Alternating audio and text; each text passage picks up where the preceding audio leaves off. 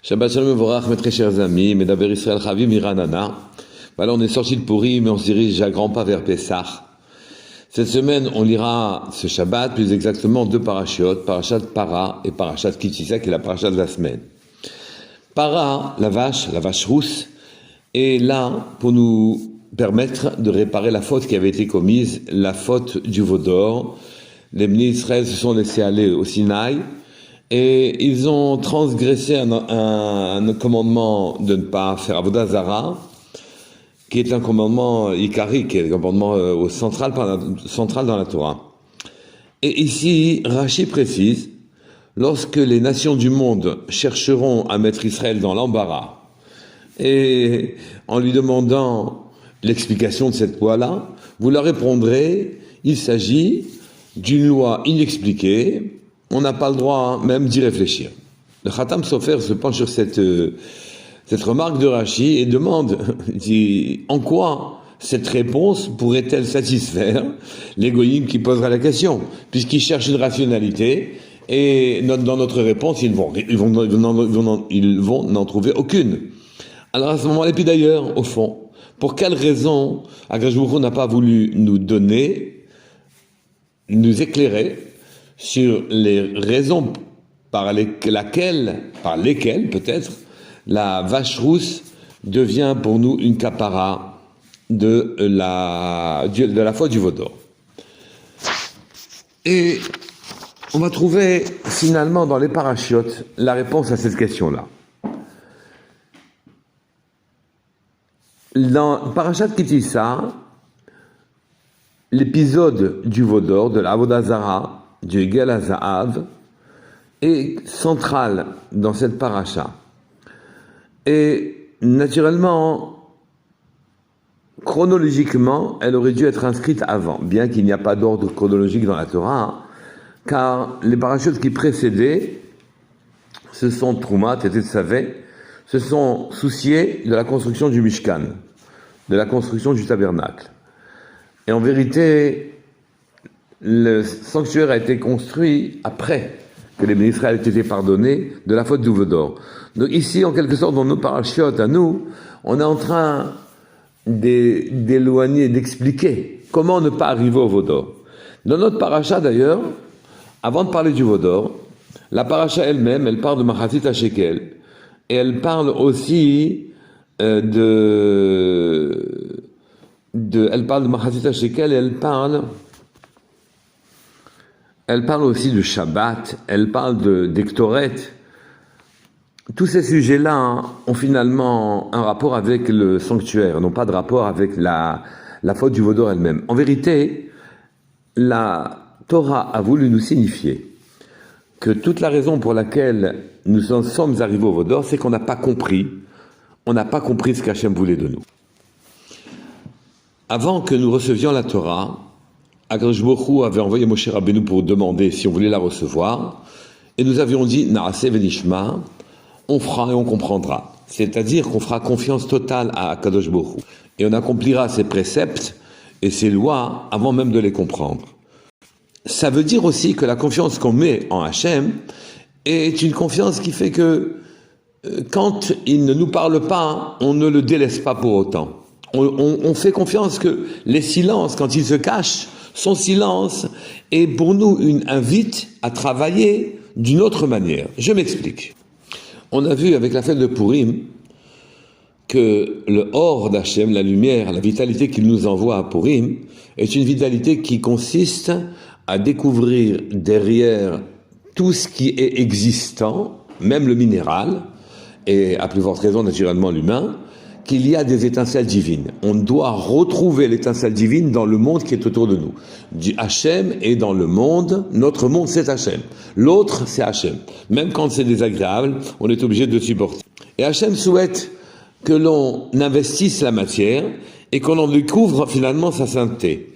Et il le fait d'ailleurs en nous invitant à oindre tous les instruments, tous les kélim du sanctuaire. La menorah a été ointe. La table sur laquelle étaient les pains d'assignation a été ointe elle aussi. La table, le shulchan, est l'endroit qui apporte la parnassa au monde entier. Donc c'est la matérialité même. La matérialité est susceptible d'être ointe et de devenir kdosha, d'avoir une sainteté particulière. L'intellect aussi, la menorah qui représente l'intellect dans le monde, a été ointe aussi.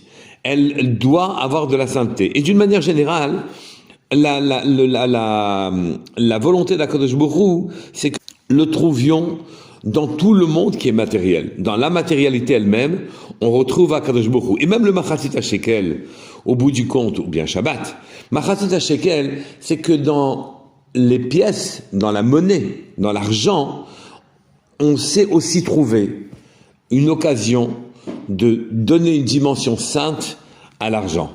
Shabbat est un moment de Emouna. On mange, on boit, on se réjouit, on ne travaille pas, on fait confiance à Hachem.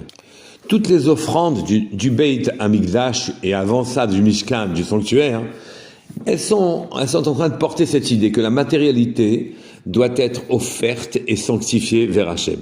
Donc nous avions, à partir du moment où Moshe Rabbeinu ne redescendait pas, tardait à redescendre, nous n'avions qu'une chose à faire, c'est nous demander à retrouver la sainteté telle qu'elle devait être retrouvée. Or, dans le Pasuk, il est dit, Vayar ha'am, qui boshesh Moshe laredet min ha'ar, le peuple a vu que Moshe tardait de redescendre dans la montagne, Vayikahel ha'am, et il s'est réuni, à la Aaron, contre Aaron, Vayomro, et là, ils lui ont dit, Koum, lève-toi, assez lanou, fais-nous, à nous, Elohim, Asher yelchou lefanenu, un Dieu qui aille devant nous, qui zé Moshe ha'ish asher he'elanu me'eretz Mitzrayim, lo yadanu ma hayalo. Lève-toi, fais-nous un Dieu, fais-nous des dieux, qui aillent devant nous. À propos d'Avraham Avinu, on dit de lui qu'il est allé devant Akadosh Baruch Hu. Lech lefanai vehi tamid. Viens, va devant moi. À propos de Noach, il est dit qu'il allait être à Elohim italech Noach. Il allait avec Hachem. Et maintenant, cela demande que Dieu aille devant nous. Qu'est-ce que ça signifie? Qu'est-ce qu'on veut dire par là? Eh bien, ce qu'on veut dire par là, c'est que nous voulons une divinité qui nous devance, qui déblaye devant nous le terrain, qui nous enlève nos difficultés, et que nous ne changions en rien, que nous puissions garder notre vie profane exactement dans l'état dans lequel elle est, que nous ne fassions strictement aucun effort, que nous fassions... La faute est de faire une scission entre la vie privée profane et le domaine religieux. Dans la vie, on s'imagine qu'en donnant un peu de tzedaka, en acceptant qu'il y ait des rabbins, en mettant une kippa sur sa tête de temps à autre, oui, et en respectant un peu ou prou Shabbat, et en respectant les rabbanim, naturellement, c'est suffisant. Et pourvu qu'on puisse garder ses habitudes et sa propre vie. C'est une scission entre le profane, privé, et le domaine religieux. Cette scission n'existait pas chez nous. Elle existe peut-être chez les goyim, mais en ce qui nous concerne, nous ne pouvons pas l'accepter. C'est marqué, en ce qui nous concerne, Asuli migdash veshachanti betocham. Faites-moi un sanctuaire et je résiderai parmi vous, en quelque sorte. On attend donc, Hachem attend de nous qu'il soit parmi nous, pas devant nous, que nous vivions avec lui, que nous essayions de retrouver dans le monde qui nous entoure sa trace, chercher les failles qui trahissent sa présence. Rashi vient confirmer que c'était leur intention, effectivement, de ne pas du tout installer Dieu parmi eux ni dans leur vie, puisque dans les psukim, c'est marqué, ils se sont levés le lendemain matin tôt, et ils ont offert des sacrifices, ils s'installaient le peuple pour manger, pour boire, et ils se sont levés pour s'amuser. Ce qui montre bien que leur propos était de continuer de vivre une vie profane, sans aucune gdusha. Ils demandaient qu'Hachem soit devant eux. Ils viennent pour les protéger des aléas et des inconvénients de l'existence, leur éviter d'avoir des problèmes. En ce qui nous concerne, Moshe est redescendu du Sinaï avec des tables de pierre. C'est dans la pierre qu'a été gravée la Torah. Le minéral le plus dur, on y a installé de la Torah. La Torah est chez nous, en nous, et Dieu est parmi nous. Il est avec nous. Après la faute du veau d'or, Moshe Rabbeinu a installé sa tente en dehors du Machane. Et on est obligé de venir le voir. On est obligé de sortir, de faire un effort pour venir voir Moshe Rabbeinu, qui lui, naturellement, n'a jamais quitté une seconde la présence divine. Et donc, en ce qui le concerne, lui vivait en quelque sorte sa vie et son histoire parfaitement liées au Kodesh, tandis que nous sommes obligés désormais pour rencontrer Hachem dans notre vie, nous sommes obligés de faire un effort.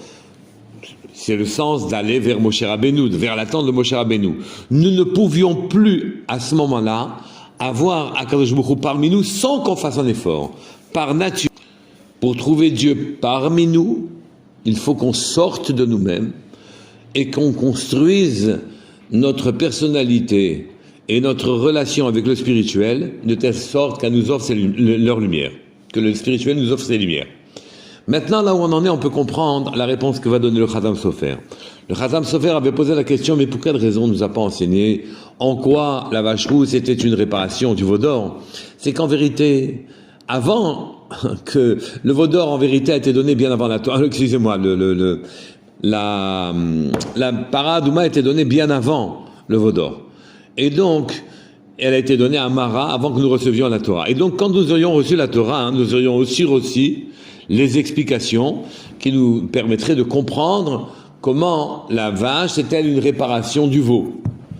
Eh bien, Akadosh Baruch Hu a souhaité, depuis le veau d'or, que désormais c'est en confiance, en Emouna et Bitachon pour lui que nous devions agir. Et désormais, si jamais des fautes ont été commises, on doit avancer vers une tchouva en sachant qu'Hachem viendrait vers nous, mais sans savoir comment ni pourquoi Hachem viendrait vers nous. Et c'est la raison pour laquelle, une fois qu'on a fait le veau d'or, on n'avait plus accès, au bout du compte, on n'avait plus accès à la raison pour laquelle la vache réparait la faute du veau d'or, car justement, c'est une attitude désormais une attitude de pleine confiance à Akadosh Baruch Hu, qui fera qu'on prendra le chemin de nos réparations.